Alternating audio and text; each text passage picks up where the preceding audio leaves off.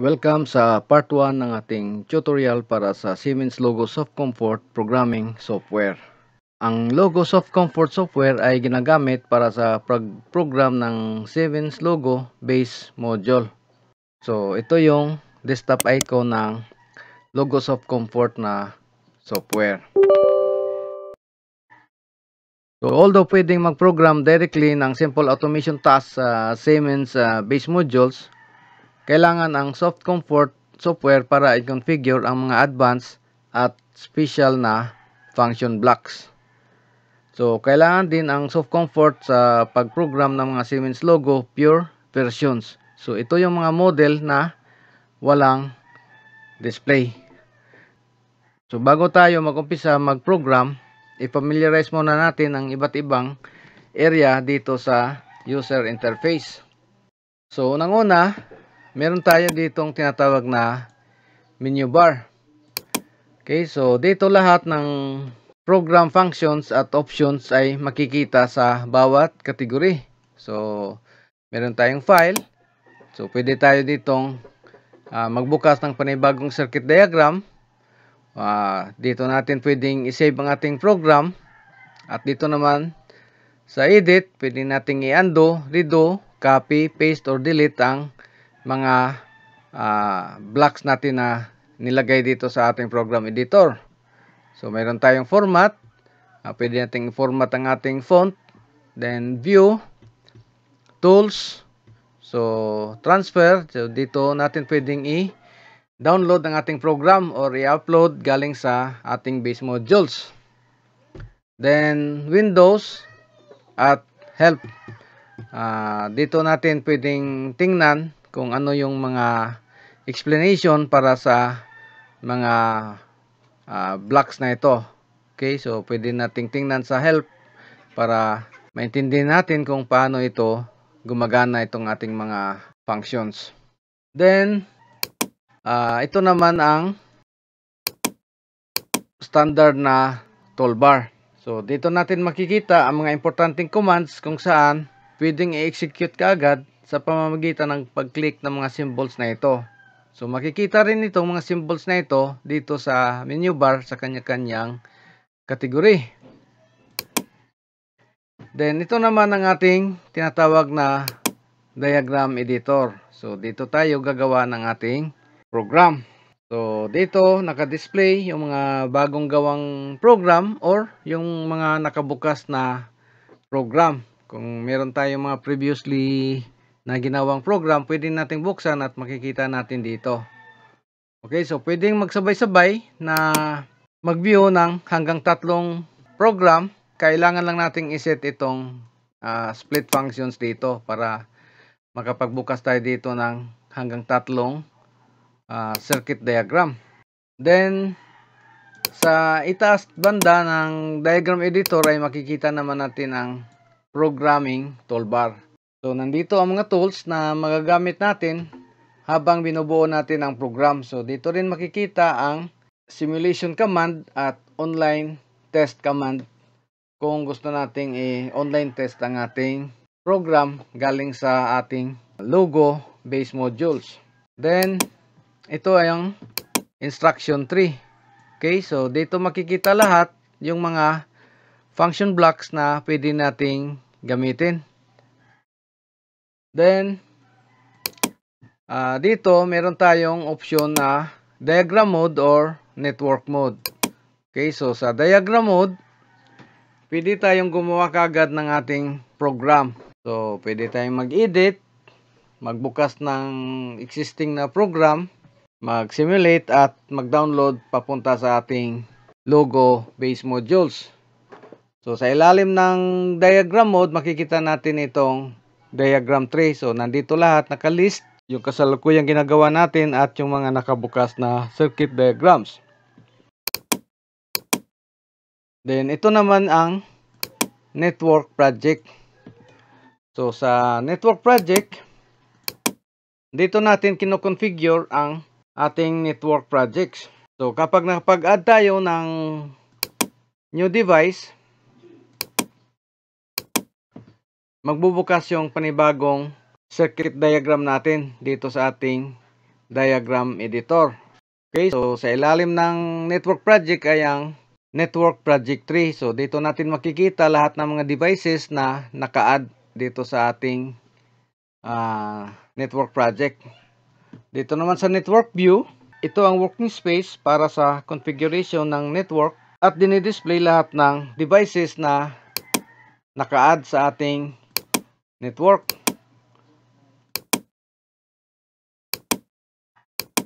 Dito rin natin pwedeng i-configure ang setting ng bawat device, pati ang pag-set ng Ethernet connections. So, kapag binuksan natin itong view, information window, makita natin itong information window natin. Okay?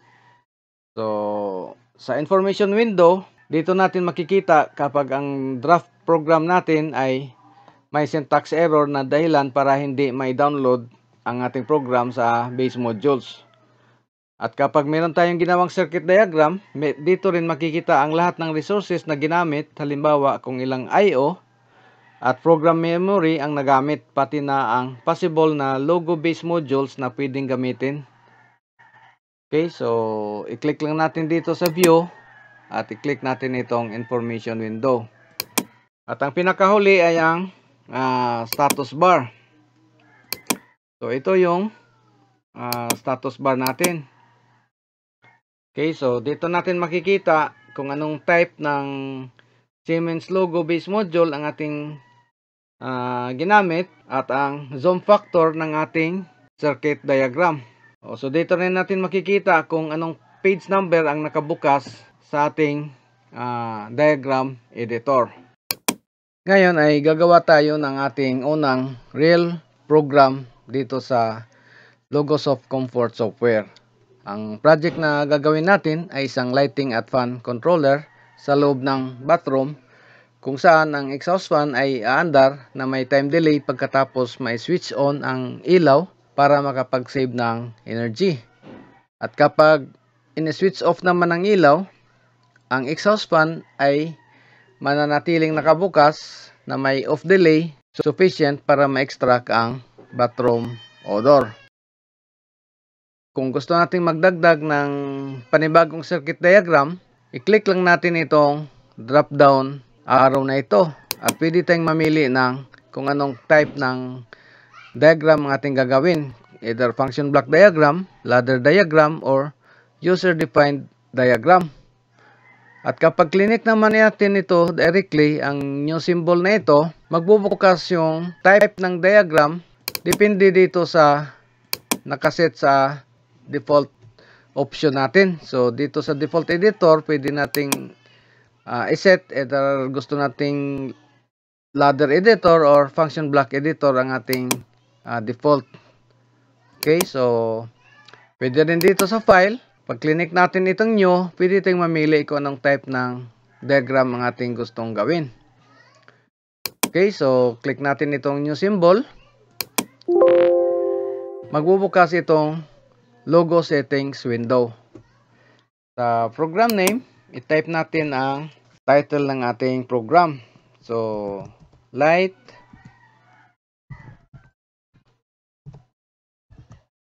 and fan control. So, merong limitasyon ang haba ng ating title. So, as much as possible, gawin nating maikli ang ating gagawing program name. So, ang ibang setting dito, hayaan na muna natin sa ngayon. Unang-una, kailangan natin ng digital input para sa ating switch. Okay, so click natin itong input block. Then, i-click natin dito sa location na kung saan natin siya gustong ilagay. Okay? Click natin. Then, buksan natin uli dito sa ating file, properties. Then, I/O names. Okay, dito sa tapat ng I1, sa ilalim ng name, double click natin dito at type natin ang switch. Okay, so para magkaroon ng pangalan ng ating input block. Then dito naman sa output, ay dagdag na rin natin ang names para sa ating light at para sa fan. Then, click OK.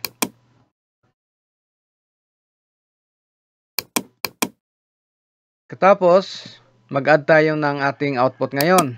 Click natin yung output, then click natin dito at isa pa.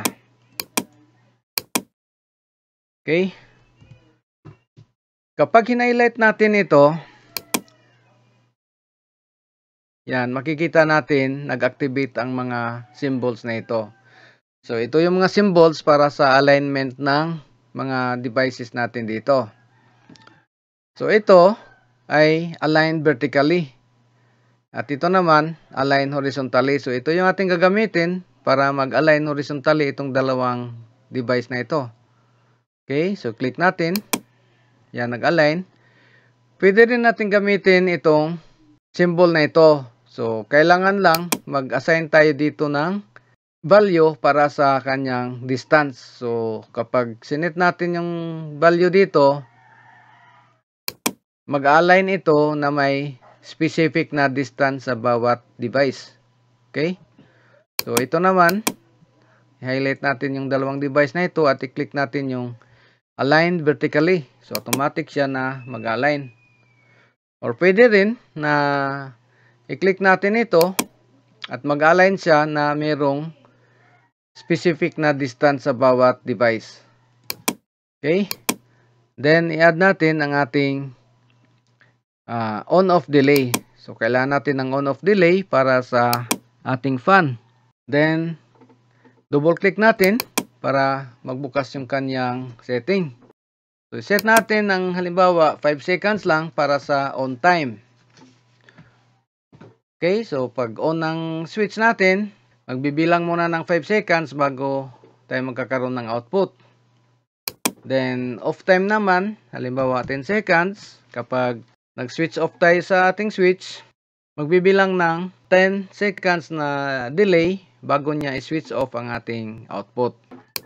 Yan. So, i-click natin dito para ma-connect natin ang ating mga devices. Okay? Ngayon, buo na ang ating circuit program para sa application na gusto natin.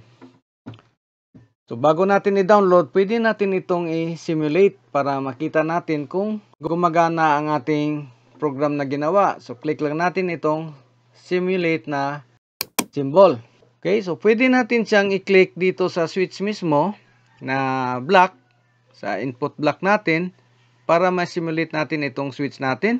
Or, i-click natin dito sa ilalim, itong I1 na ito para mag-simulate ng switch. Okay, so subukan natin i-click dito. Makita natin, nag-activate kaagad ng ating Q1. Samantalang ang ating timer ay nag-umpisang magbilang at nung na-reach niya yung kanyang setting, saka pa siya nag-switch on dito sa ating output. Then kapag in-off naman natin, dito natin siya i-off.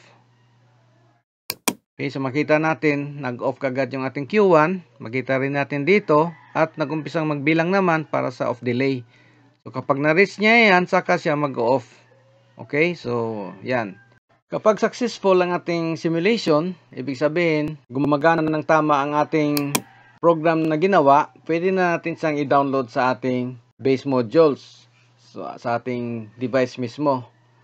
Okay, so pwede nating i-click dito sa ating download na symbol. Okay, so meron tayong tatlong steps na gagawin para may download natin at may test sa ating base modules. Itong instruction tree natin at itong ating diagram mode or network project, pwede nating i-hide ito para lumaki yung ating working space sa ating diagram editor. So, click lang natin ito para mag-hide. Okay? Then, pwede nating i-click uli ito para lumabas uli. Okay? Then, gagawin natin ngayon, unang-una, ay ikabit natin yung Ethernet cable natin dito sa ating logo natin na base module. Okay? Then, click natin itong download na symbol. So, magbubukas itong interface window. Pagkatapos, click natin itong refresh button na ito. So, makikita natin ngayon dito lahat ng accessible na logo devices natin. So, halimbawa, kung ilang logo ang ating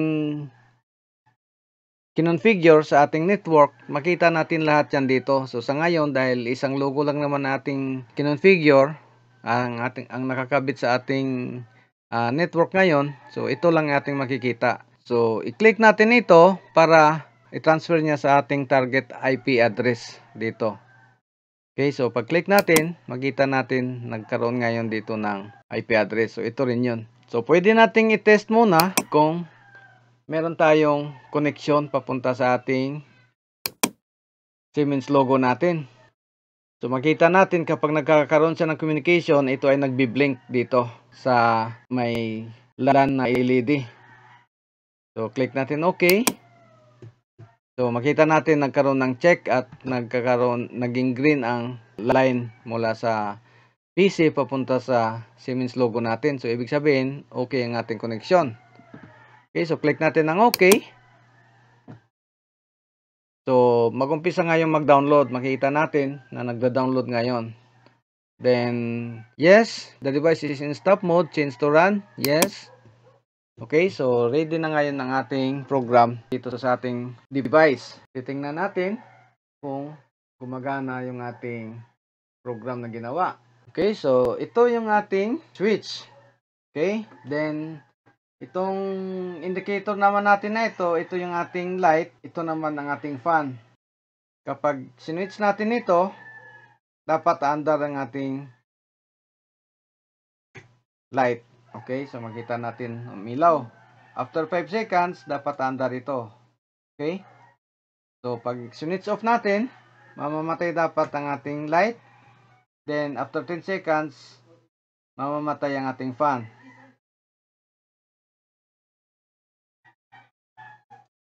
Yan. So, pwede rin tayong mag-online test. So, makikita natin dito sa ating software kung paano ang operation ng ating program base dito sa input at output mismo ng ating Siemens logo module. Okay, so dito mamomonitor lang natin siya pero hindi natin siya pwedeng kontrolin dito sa software. So click natin itong online test. Then i-click natin uli itong accessible logo natin. Okay, para mag-transfer yung IP address dito. Then, click natin ng OK. Okay, so, ngayon, pag in-switch natin ito, okay, so makikita natin na nag-activate ang ating Q1. Okay, after 5 seconds, nag-activate ang ating Q2. Then, i-off natin ang switch. Okay, patay ang ilaw. At merong delay ang ating fan. Okay. So, yun lang po ang introduction natin kung paano gamitin ang Logosoft Comfort Programming Software. So, abangan nyo po ang susunod pa nating mga tutorial para sa Siemens logo. So, maraming salamat po sa panonood.